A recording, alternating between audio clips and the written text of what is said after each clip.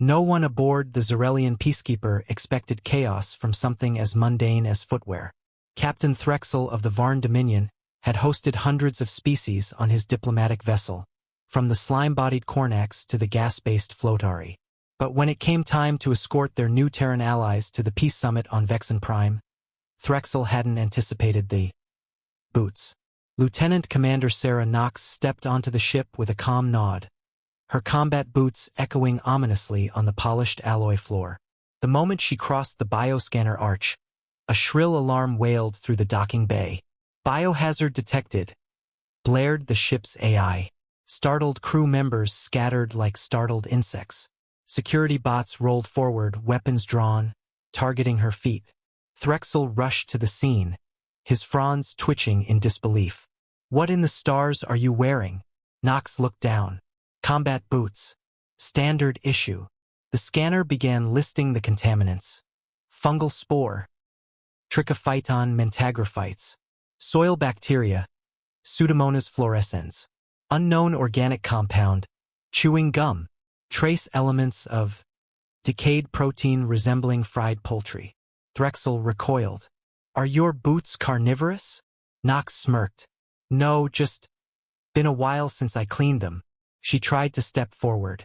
The floor hissed and retracted into a quarantine vault. "Stop!" Threxel barked. "Those things, they carry entire ecosystems." The humans were led barefoot to guest quarters while their footwear was quarantined under armed guard. For a species that had invented interstellar travel, the idea of boots being dangerous seemed laughable. Until they weren't. 3 hours later, Deck 4, Biohazard Containment. Dr. Ezel, chief xenobiologist, peered through reinforced glass at the sealed chamber containing the boots. "Fascinating," she whispered. Inside, the boots sat innocently on a decontamination pad. But sensors showed an explosion of microbial life. Tiny organisms replicating, evolving, forming microbial alliances, even engaging in biochemical warfare. A mold colony was attacking a patch of dried ketchup with something resembling strategy. "These boots are hosting a war zone," Ezel said, wide-eyed. A junior analyst suggested disintegrating them.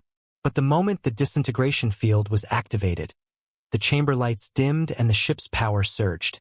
Something inside the boot had absorbed the energy. Knox was summoned for questioning.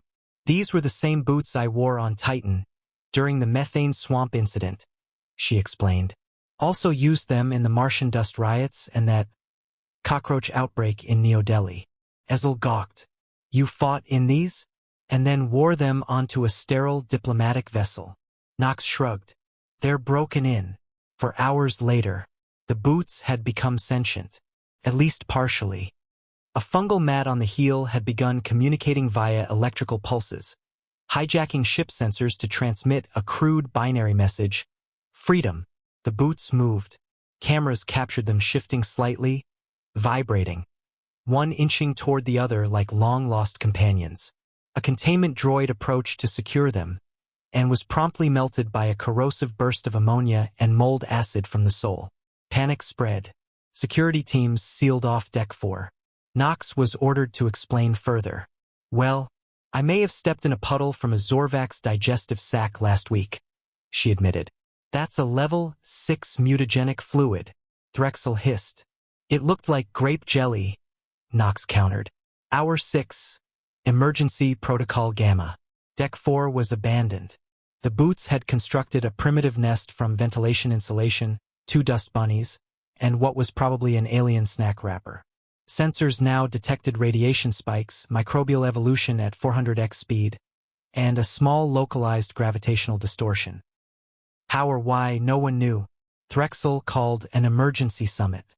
These boots violate over 17 interstellar treaties on biocontainment, war crimes, and weaponized footwear. This is a diplomatic disaster. Meanwhile, human engineers debated retrieving the boots. "They're standard issue," said Private Lyle. "Can't we just hose them off?"